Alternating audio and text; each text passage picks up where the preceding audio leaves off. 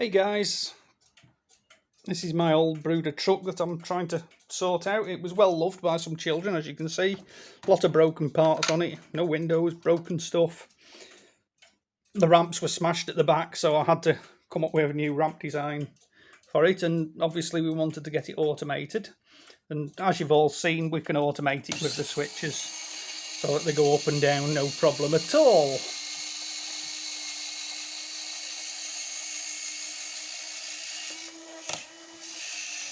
So we've got working ramps that go up and down. But this, at the end of the day, is going to be a remote control vehicle. So we want it to work via a remote control. So we've got the remote control here, and we'll press the button to make it go down. And the ramps are going down. And if I stop pressing the button, the ramps stop. So with this, I can do away with the problem of it overstressing things, because these little motors and gearboxes that are in here are quite strong. Some of my early designs actually broke because of the force of the motors. But I'll just show you. This was one of my first designs that you probably saw right at the beginning on the video. Now that was angled upwards. You can see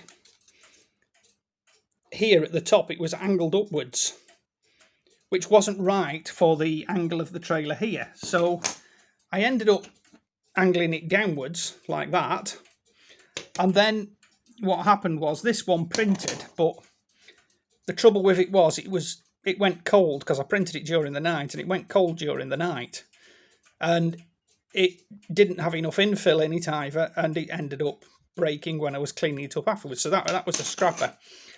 So then I moved on to the next one, which was this one. Now, this was pretty good. It worked well, lasted me for about 4 or 5 days during testing. These ramps were clipped in and out of it numerous times, which I don't advise doing, but they were clipped in and out numerous times. And in the end, I ended up breaking it, as you can see here. There we go. You can see how that's broken away. But that's because I was forcing it in and out all the time. Now, the other mistake I made was I made a new one for it. Same design. Thinking, well, yeah, it's just me being stupid. Because I've been working on it, it wouldn't normally get that sort of pressure on it sideways. Because to put them ramps in, you've got to bend this thing. So it's actually got to be taken off the back of the trailer to get the ramps in and out, because it has to bend so that you can get the ramp in.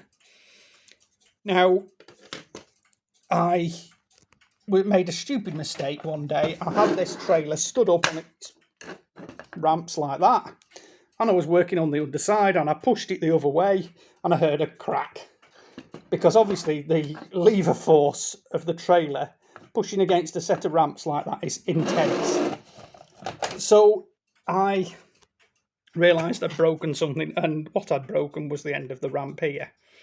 So there's a weakness in place there that I've discovered. I don't advise anybody standing the trailer up on the ramps. So I then went to this new design that I've done, and I don't know if we can see that on the camera, but I've put chamfers down the edges of these so they're curved, so they're not a straight joint. You see, can you see the chamfers on the edges, just where it joins here?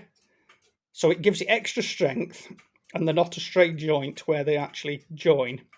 And since I've done that, I've not had any issues. Now, I've also gone to countersunk screw holes on it, because it makes it much nicer and much tidier. And we can get the screws in next to where the ramps are, because the ramps are very tight on the screw holes here, because there's not much room on the back of the truck to do it. But anyway, that means that we end up with this design with 2 ramps, the gearboxes that plug into them, and that's ready for going on the back of a truck. So there we go. That's where I'm up to. But I've also been messing around with something else. Ignore the wires, it's just all under testing at the moment. If I use this other switch here, watch here,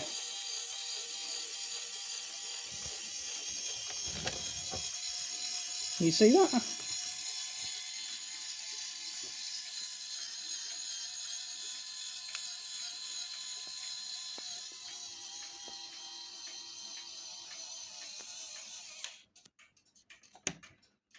Lifting